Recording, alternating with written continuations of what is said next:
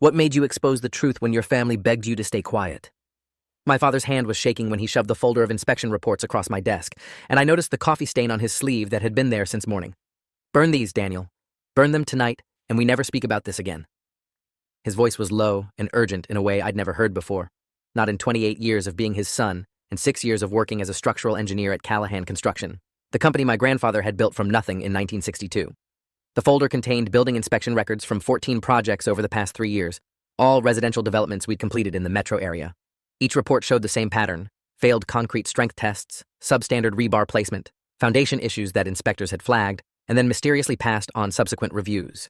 The most recent was Riverside Towers, a 12-story apartment complex that had opened last month with 200 units, mostly young families and elderly residents.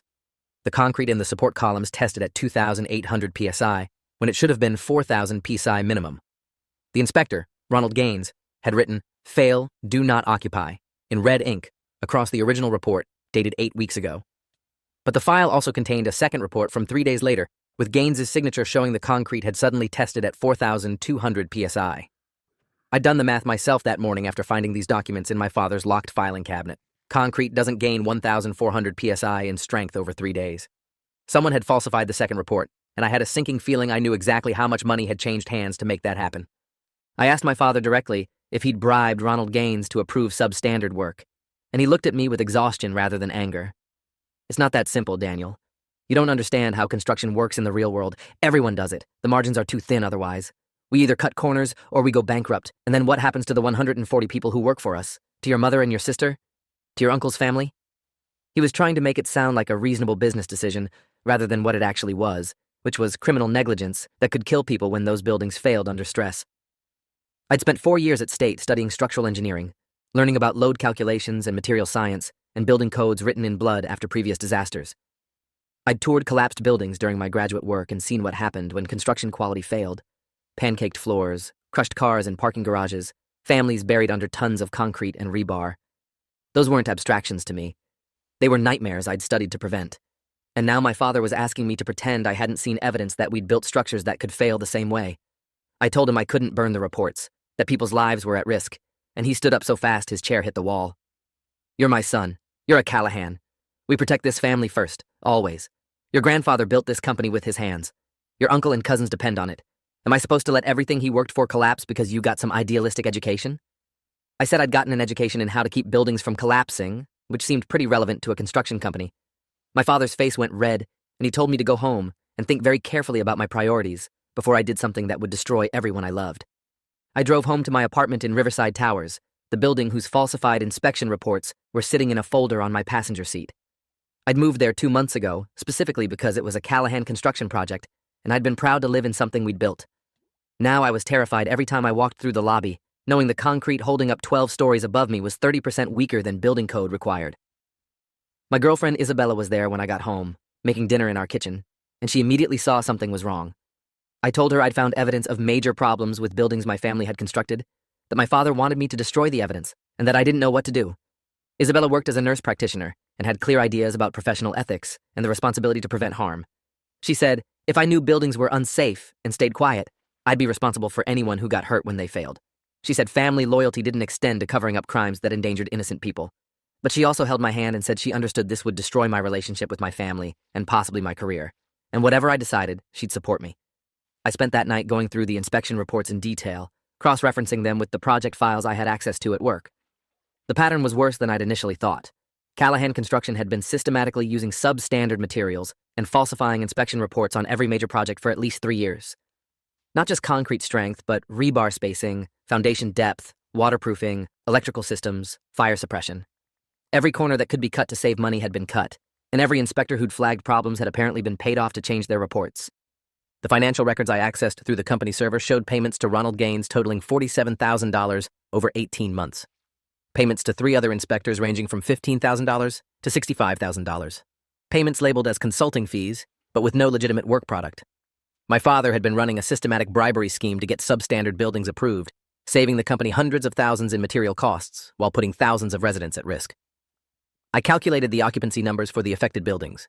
Riverside Towers with 200 units averaging 2.3 residents each, the Parkside Development with 150 units, Meadowbrook Estates with 85 townhomes, 3 smaller apartment complexes, 2 office buildings, and a shopping center. Roughly 1,800 people living or working in structures that didn't meet basic safety standards. Any significant earthquake, which we got every few years in this region, could cause catastrophic failure. I printed everything that night, creating a complete backup of the inspection reports, financial records, and project files. I uploaded copies to a cloud storage account my family didn't know about, and saved everything to 3 separate USB drives that I hid in different locations. If I was going to do this, I needed to protect the evidence first. Isabella watched me work until 3 o'clock in the morning, bringing me coffee and asking questions that helped me organize the information. She said I should talk to a lawyer before going to authorities, that I needed to understand my legal protections and obligations as a licensed engineer who'd discovered safety violations. The attorney I consulted Monday morning was named Lawrence Kim, a lawyer who specialized in whistleblower cases and professional ethics. His office was downtown in a building that ironically was also a Callahan construction project, though one from before the pattern of violations had started based on my research. Lawrence listened to everything for 2 hours, reviewing the documents I'd brought and taking detailed notes. He explained that as a licensed professional engineer, I had a legal duty to report safety violations that threatened public welfare. Staying silent wasn't just unethical, it was grounds for losing my license and potentially criminal liability if buildings failed and people died. He said I was protected under state whistleblower laws, but that protection was imperfect. My family could still retaliate in ways that were hard to prove were connected to reporting. They could make my life miserable even if they couldn't legally fire me for speaking up. Lawrence asked if I was prepared for that reality, for my father and uncle and cousins to hate me, for family gatherings to become impossible, for my mother to cry and beg me not to destroy them. I said I didn't think I had a choice. The buildings were already built and occupied. People were already at risk. Waiting just increased the chance someone would get hurt. Lawrence said that showed integrity, but integrity had costs that I'd be paying for years. He agreed to represent me through the reporting process and any legal proceedings that followed, charging a reduced rate because he believed in holding construction companies accountable for safety violations. I called the State Building Division that afternoon and asked to speak with the chief inspector. The woman who answered transferred me to a man named Gregory Thornton, who identified himself as the senior structural inspector for the metro region. I explained I was a licensed structural engineer who discovered systematic building code violations and inspection fraud at a major construction company. Gregory's voice sharpened immediately and he asked which company. I said Callahan Construction, and there was a long pause before he asked if I was related to Michael Callahan, the owner. I confirmed he was my father. Gregory said he'd need to see the evidence before opening a formal investigation, but what I was describing was serious enough to warrant immediate attention. He scheduled a meeting for the next morning at the building division offices and told me to bring all documentation I had. That evening, my father showed up at my apartment at 7:43 p.m. I watched through the peephole as he knocked repeatedly, calling my name. Isabella asked if I was going to answer, and I said not yet, that I needed to be ready for the conversation. My father stood in the hallway for 10 minutes before finally leaving, and I found a note slipped under my door. Daniel, we need to talk before you do something stupid. This affects your whole family, not just me. Think about your mother, your sister Emily, your cousins. Don't be selfish. Dad. The note made my hands shake because it framed protecting people from unsafe buildings as selfishness, while expecting me to risk strangers' lives to protect family wealth as loyalty. The moral framework was completely inverted, and I wondered how long my father had been operating in this distorted reality where bribing inspectors seemed reasonable. I met with Gregory Thornton the next morning at 9 a.m., bringing my attorney Lawrence Kim and 3 folders of evidence organized by project. Gregory spent 90 minutes reviewing everything, occasionally asking questions or requesting clarification on technical details. 2 other inspectors joined us, examining the falsified reports and comparing signatures to verified samples from Ronald Gaines and the other inspectors. One of them, a woman named Diana Stroud, said she'd suspected something was wrong with Gaines for a while because his pass rates were statistically anomalous. Buildings that should have failed somehow always passed on secondary inspections. But without evidence of fraud, she hadn't been able to prove anything. Now I was handing them proof of systematic corruption spanning years. Gregory said they'd be opening an immediate investigation into Callahan Construction and the 4 inspectors involved in the falsified reports. He said the occupied buildings would need emergency structural assessments by independent engineers, and depending on those findings, some might need to be evacuated until remediation could be completed. He asked if I understood that coming forward meant I'd likely be called to testify in both criminal proceedings against my father and civil suits from residents whose buildings had code violations. I said I understood and was willing to cooperate fully. Gregory shook my hand and said that took courage, especially when the target was family. He said they'd protect my identity as the source of the information as much as legally possible, but I should prepare for it to become known eventually, since I worked at the company and had obvious access to the evidence. My father called me 43 times on Wednesday. I didn't answer any of them. He left 11 voicemails that started with confusion, turned to anger, and ended with pleading. The last one just said, "Daniel, please, you're killing your family. I'm begging you to stop this before it goes too far." but it had already gone too far the moment he'd asked me to burn evidence of criminal negligence that endangered lives. My mother called Wednesday evening, crying so hard I could barely understand her. She said the building division had shown up at the company with investigators and police, that they'd seized files and computers, that everyone was panicking, and my father had locked himself in his office refusing to talk to anyone. She said my sister Emily had called her hysterical because her husband worked at Callahan Construction and might lose his job if the company went under. My mother asked what I'd done, why I'd betrayed the family, how I could destroy everything my grandfather had built. I tried to explain about the unsafe buildings and the people at risk, but she talked over me, saying none of those people were our family, that blood came first always. The conversation ended with her telling me not to come to family events anymore, that I'd chosen strangers over the people who'd raised me and loved me. I hung up feeling hollow because I'd known this was coming, but hearing my mother disown me still hurt worse than I'd expected. Isabella held me while I processed it, reminding me that I'd done the right thing, even though the right thing felt terrible. The news broke on Thursday morning. Major construction company under investigation for building code violations and inspector bribery. The article named Callahan Construction and quoted the building division saying they'd received credible evidence of systematic fraud affecting multiple residential and commercial projects. The article listed the buildings under investigation, including Riverside Towers where I lived. Within hours, residents were organizing meetings in the lobby, demanding answers about whether their homes were safe. I attended the Thursday evening meeting anonymously, sitting in the back while a lawyer representing the residents explained their options for legal action.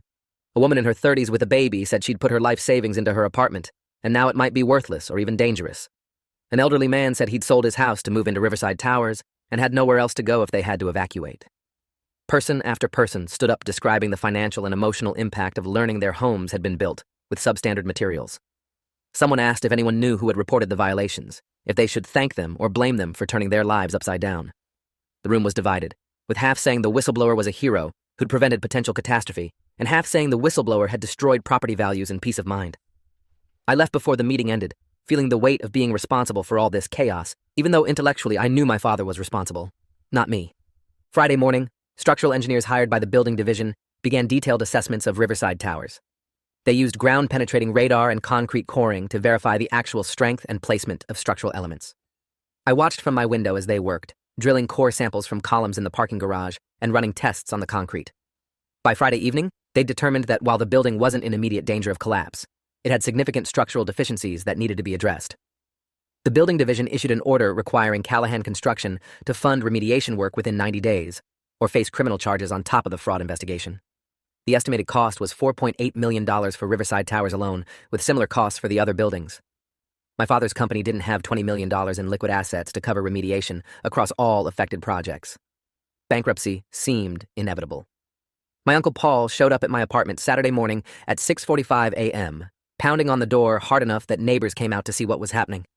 I opened the door with the chain still on, and Paul's face was red with fury. "You destroyed us, you little bastard. My kids won't be able to go to college because of you. Your father might go to prison. Your mother is having chest pains from stress. And for what? Some buildings that were perfectly fine?" I said the buildings weren't fine. They had structural deficiencies that could kill people. Paul said nobody had died, that I'd destroyed the family over hypothetical problems. I tried to explain that prevention was the point, that we didn't wait for people to die before addressing safety issues, but Paul wasn't interested in listening. He said I was dead to the family, that I should change my name because I wasn't a Callahan anymore. The criminal charges came down Monday morning. My father, my Uncle Paul, and the project manager Vincent Lawson were all charged with bribery, fraud, and reckless endangerment. Ronald Gaines and the 3 other inspectors faced charges for accepting bribes and falsifying official documents. The prosecutors held a press conference announcing the charges and emphasizing that building safety enforcement was critical for public welfare. They said companies that cut corners and bribed inspectors were gambling with people's lives for profit, and that would not be tolerated. The lead prosecutor, a woman named Alicia Foster, said they had extensive documentary evidence of the fraud, including financial records and falsified inspection reports. She thanked the whistleblower who'd brought the violations to light, saying that person had potentially saved lives by preventing occupancy of buildings that might have failed catastrophically. My phone started ringing immediately after the press conference, reporters wanting to know if I was the whistleblower. I declined all interviews on Lawrence's advice. He said talking to media would only increase pressure from my family and wouldn't help the criminal case. Better to stay silent publicly and let the prosecutors do their work. My father posted bail Monday afternoon, and by Monday evening he was at my apartment again. This time, I let him in because avoiding him forever wasn't sustainable. My father looked like he'd aged 10 years in a week. His hair seemed grayer, his face drawn and exhausted. He sat on my couch and said quietly, "Why didn't you come to me first? Why did you go straight to the authorities without giving me a chance to fix things?" I told him I had come to him first, when he'd shown me the reports and asked me to burn them. He'd made it clear he knew about the problems and had no intention of fixing them. My father said I didn't understand the pressure he was under, that the company had been struggling financially for years, that cutting corners was the only way to stay competitive with bigger firms that had economies of scale. He said every contractor in the city bent rules and found ways to pass inspections. He'd just been doing what everyone else did to survive. I asked if everyone else's buildings had concrete that tested 30% below minimum strength requirements, and my father said I was being pedantic about numbers, that buildings had safety factors built in, that even with the lower strength concrete, the structures were probably fine. I said probably fine wasn't good enough when 1,800 people were living and working in those buildings. That we'd sworn as engineers to hold public safety paramount, not to gamble with lives based on probably. My father looked at me with something between sadness and contempt and said I sounded like a textbook, that I'd learn eventually that the real world didn't work according to university ethics classes. He stood to leave and paused at the door. Your mother wants you to know she's seeing a cardiologist tomorrow because of stress-related chest pain. I hope your principles are worth whatever happens to her. The guilt hit like a physical blow, but Isabella reminded me later that my father was deliberately weaponizing my mother's health to manipulate me, that I wasn't responsible for stress caused by his own criminal behavior being exposed. The preliminary hearings began in January, 3 months after I'd first reported the violations. I was subpoenaed to testify about my discovery of the falsified reports and my role at Callahan Construction. The courtroom was packed with media, residents from the affected buildings, and my family members glaring at me from the gallery. My father's attorney, an expensive defense lawyer named Bernard Hastings, tried to paint me as a disgruntled employee with a grudge against my father over business disagreements. He asked about arguments we'd had over company direction and suggested I'd fabricated evidence to damage my father's reputation. Lawrence objected repeatedly, and the judge sustained most objections, but the strategy was clear. Make me seem unreliable and vindictive. I stuck to facts during testimony, explaining exactly what I'd found, when I'd found it, and why I'd concluded the inspection reports had been falsified. I walked through the technical analysis showing concrete couldn't gain 1,400 psi in 3 days and demonstrated the statistical impossibility of Ronald Gaines's pass rate being legitimate.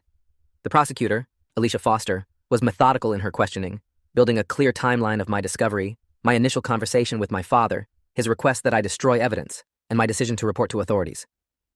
By the end of my testimony, the facts were clear regardless of Bernard's attempts to attack my character. The defense called my mother as a character witness for my father, and watching her testify was one of the hardest experiences of my life. She described him as a devoted family man, an honest businessman who'd built a successful company through hard work. She said he'd always emphasized quality and safety on projects. She cried when describing how the investigation had destroyed our family and hurt innocent people who depended on the company for employment. She said her son Daniel had been manipulated by outside influences and didn't understand the construction business well enough to judge his father's decisions. The prosecutor's cross-examination was gentle but effective, asking my mother if she'd reviewed the technical evidence herself or was testifying based purely on her emotional impression of her husband. My mother admitted she hadn't looked at the engineering reports or financial records. She just knew her husband wasn't a criminal. The judge thanked her for her testimony and called a recess. During the break, my mother walked past me without making eye contact, and my sister, Emily, stopped to whisper, "I hope you're happy. You're destroying Mom." The trial lasted 3 weeks total, with forensic accountants testifying about the bribery payments, structural engineers explaining why the code violations were dangerous, and residents describing the impact of learning their homes were deficient. Ronald Gaines and one of the other inspectors took plea deals and testified about the systematic nature of the bribery scheme. Gaines described receiving cash payments in exchange for changing fail ratings to pass ratings, sometimes without even returning to sites to conduct secondary inspections. His testimony implicated my father directly, describing conversations where my father had explicitly discussed which problems needed to disappear from reports. The verdicts came back on a Friday in February, guilty on all counts for my father and Uncle Paul, guilty on most counts for Vincent Lawson. The judge scheduled sentencing for 6 weeks later, allowing time for pre-sentence investigations. My father's potential sentence ranged from 5 to 15 years, depending on how the judge weighed the endangerment against his lack of prior criminal history. My uncle faced similar charges. I didn't attend the verdict reading, but Lawrence called me immediately after to say the prosecution's case had been overwhelming, and the jury had deliberated for less than 6 hours. He said my testimony had been critical in establishing the timeline and technical basis for the fraud charges. That should have felt vindicating, but mostly I just felt tired and sad that it had come to this. Isabella made dinner that night, and we ate in silence, both of us processing what it meant that my father would likely go to prison because I'd reported him. She asked if I regretted it, and I said no, even though part of me wished I'd never found those reports, never had to make this choice. But people's lives had been at risk, and staying silent would have made me complicit in any future harm. I couldn't live with that weight. The sentencing hearing in March brought all the affected parties together for impact statements. Residents from Riverside Towers testified about the financial and emotional toll of learning their homes were structurally deficient. Several had children and talked about the terror of realizing they'd been raising families in potentially dangerous buildings.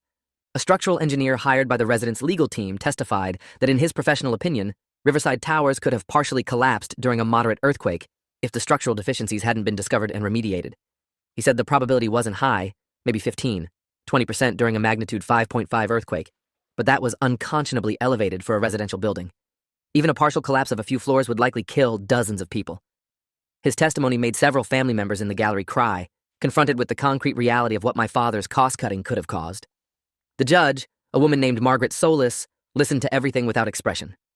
When it was time for my father to speak before sentencing, he stood and read a prepared statement. He apologized to the residents, to the inspectors he'd corrupted, and to the city for undermining building safety enforcement. He said he'd made terrible decisions under financial pressure and had rationalized them as necessary business practices when they were actually criminal negligence. He said he took full responsibility and understood he'd have to face consequences. But he also looked directly at me when he said, "I want my son to know that despite everything, I still love him, and I hope someday he can forgive me for putting him in an impossible position." The statement felt manipulative, implying I owed him forgiveness when he'd committed crimes that endangered lives. But it also felt genuine in some way I couldn't fully parse. Maybe both things were true simultaneously. Judge Solis sentenced my father to 8 years in federal prison with possibility of parole after 5 years. She sentenced my Uncle Paul to 6 years. Vincent Lawson got 4 years. Ronald Gaines and the other inspectors received sentences ranging from 18 months to 3 years. The judge said she was balancing the severity of endangering public safety against the defendants' lack of prior criminal history and their cooperation during proceedings. She said the construction industry needed to understand that cutting corners on safety and bribing inspectors would result in serious prison time, not just fines. She specifically noted that this case existed because one person had chosen conscience over family loyalty, and that whistleblower protections existed precisely for situations where exposing wrongdoing required personal sacrifice. I left the courthouse immediately after sentencing, avoiding media and family members. Lawrence walked with me to my car, and I thanked him for his representation through everything. He said I'd done something genuinely difficult and morally necessary, and while my family might never forgive me, the 1,800 people living in those buildings who would never know how close they came to disaster owed me their lives in a very real sense. That was cold comfort when my mother wouldn't speak to me, and my father was being led away in handcuffs, but it was truth nonetheless. The civil suits from residents took another year to resolve, with Callahan Construction forced into bankruptcy and assets liquidated to pay settlements. My father's personal assets were seized to contribute to remediation costs. My parents lost their house. My uncle's family lost their savings. The company that my grandfather built collapsed completely, taking with it 140 jobs and decades of family legacy. I watched all of this happen as a direct consequence of my decision to report what I'd found. And some days the guilt was crushing, even though intellectually I knew I'd made the right choice. Isabella and I got married in a small ceremony with her family and a few close friends. No one from my side attended. My sister Emily sent a card saying she was happy for me but couldn't be there because it would upset our mother too much. The card was signed, "Your sister, even though you made it impossible to be family anymore." I kept the card in my desk drawer as a reminder of the price of moral courage. I changed jobs 6 months after the trial, leaving structural engineering to work for the State Building Division as a senior inspector. Gregory Thornton had offered me the position, saying they needed people who understood both the technical aspects of construction and the ethical imperative to enforce safety standards without compromise. The irony of becoming a building inspector after exposing inspector corruption wasn't lost on me, but the work felt meaningful in a way private sector engineering never had. I was directly protecting public safety rather than serving clients whose priorities didn't always align with safety. My father sent letters from prison occasionally, usually around holidays or birthdays. The letters were careful and formal, updating me on his health and his work in the prison library, asking about my life in vague terms, never quite apologizing but also never attacking me for what I'd done. I responded to a few of them, equally formal, maintaining a thread of connection that might someday rebuild into something more substantive. My mother never wrote. My sister occasionally sent brief texts acknowledging major life events, but never suggesting we see each other. The family fracture seemed permanent, a wound that time hadn't healed and probably never would. 3 years after the trial, I was eating lunch at a downtown cafe when a woman approached my table hesitantly. She introduced herself as Patricia Keene, said she lived in Riverside Towers on the 8th floor with her twin 5-year-old daughters. She said she'd followed the trial closely and had learned that I was the engineer who'd reported the violations.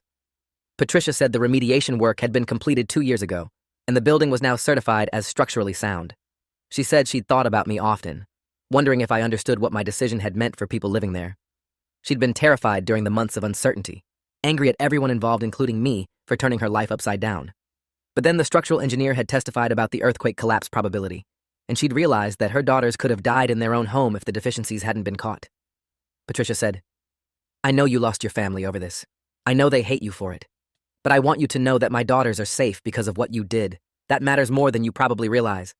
She squeezed my shoulder and walked away before I could respond, leaving me sitting there with tears in my eyes, processing the first direct gratitude I'd received from anyone affected by my decision. That brief interaction didn't erase the guilt or the loss or the loneliness of being estranged from everyone I'd grown up with, but it reminded me why I'd made the choice I'd made, and why, despite everything, I'd make it again. My father was released on parole after serving 5 years, and I drove to meet him at the prison gate on his release day. We sat in my car in the parking lot, and he looked older and smaller than I remembered. We talked for an hour, circling around everything that had happened without directly addressing it, until finally he said, "I understand now why you did it. Took me 5 years and a lot of therapy to get there. But I understand. You were right and I was wrong, and I put you in an impossible position by asking you to choose between family and conscience."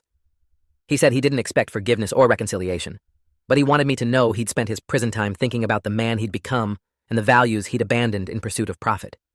He said if he could go back, he'd do everything differently, starting with never asking his son to burn evidence of crimes that endangered innocent people. We didn't hug or cry or have some dramatic reconciliation moment, but sitting there in the prison parking lot, acknowledging truth together after years of silence, felt like maybe the start of something that could eventually heal.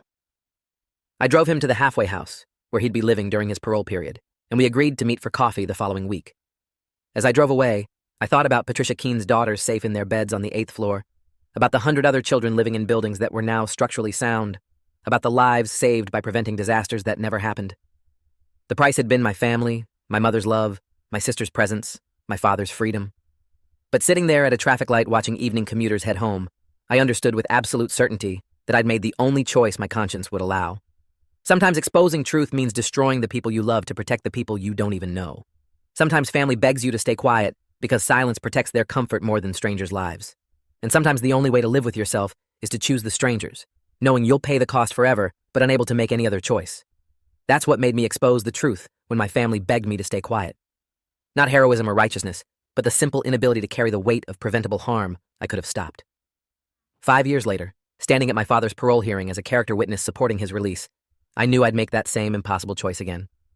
If you enjoyed this, you'll definitely want to see the next ones too. So subscribe now and let me know your take in the comments.